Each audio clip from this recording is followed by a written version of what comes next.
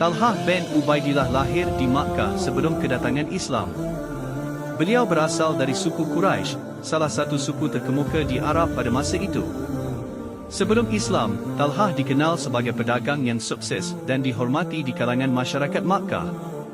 Namun, perubahan besar dalam hidupnya terjadi ketika Islam datang ke Makkah melalui dakwah Nabi Muhammad. Talhah adalah salah satu dari sedikit orang yang segera menerima Islam setelah mendengar ajaran-ajarannya dari Nabi Muhammad. Kesungguhan dan ketulusan Talhah dalam memeluk Islam sangatlah besar, meskipun hal itu menimbulkan tentangan dan ancaman dari keluarga dan kerabatnya yang masih memegang teguh keyakinan lama. Namun, cahaya keimanan telah menyinari hatinya dengan kuat. Sejak saat itu, Talhah menjadi salah satu sahabat terdekat Nabi Muhammad. Ia termasuk dalam golongan sahabat yang beruntung kerana dapat menyaksikan langsung ajaran dan perilaku Nabi Muhammad sehari-hari. Talhah adalah sosok yang sangat berdedikasi dalam menyebarkan ajaran Islam dan mengikuti perintah Nabi Muhammad dengan penuh keikhlasan dan kesetiaan. Salah satu momen penting dalam kehidupan Talhah adalah ketika ia turut serta dalam Perang Badar. Perang Badar merupakan pertempuran besar antara umat Islam dan kafir Quraisy yang terjadi pada tahun kedua Hijriah di daerah Badar, dekat Madinah. Talhah adalah salah satu pejuang yang berani dan gigih di medan perang.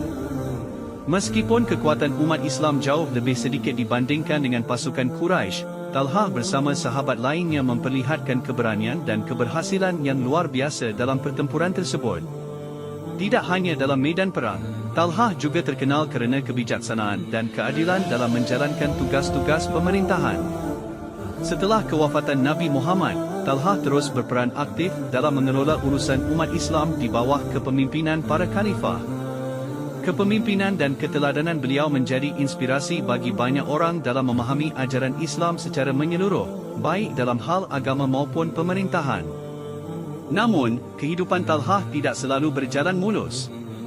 Salah satu momen paling tragis dalam hidupnya adalah ketika terjadi perpecahan di kalangan umat Islam yang dikenal sebagai Pertempuran Jamal. Pertempuran ini terjadi antara pasukan Aisyah, isteri Nabi Muhammad, yang didukung oleh Talhah dan Zubair bin Awam, dengan pasukan yang setia kepada Imam Ali bin Abi Talib, sepupu dan menantu Nabi Muhammad.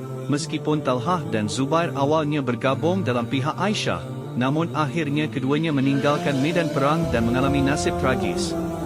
Pertempuran Jamal berakhir dengan kematian Talhah dan Zubair, serta kekalahan pasukan yang mereka dukung. Kepergian Talhah merupakan kehilangan besar bagi umat Islam, terutama kerana kontribusi dan pengabdiannya yang luar biasa selama bertahun-tahun. Namun, meskipun akhirnya beliau gugur dalam pertempuran, namanya tetap diabadikan dalam sejarah Islam sebagai salah satu sahabat yang setia dan berpengaruh. Kisah Talhah bin Ubaidillah mengajarkan kita tentang pentingnya kesetiaan, keberanian, dan pengabdian dalam mengikuti ajaran Islam. Melalui perjalanan hidupnya, Talhah menunjukkan bahawa keimanan yang teguh dan kesediaan untuk berkorban adalah kunci utama dalam meraih keberhasilan di dunia dan akhirat. Kisahnya menjadi inspirasi bagi generasi-generasi selanjutnya dalam meneladani nilai-nilai mulia yang beliau anut selama hidupnya.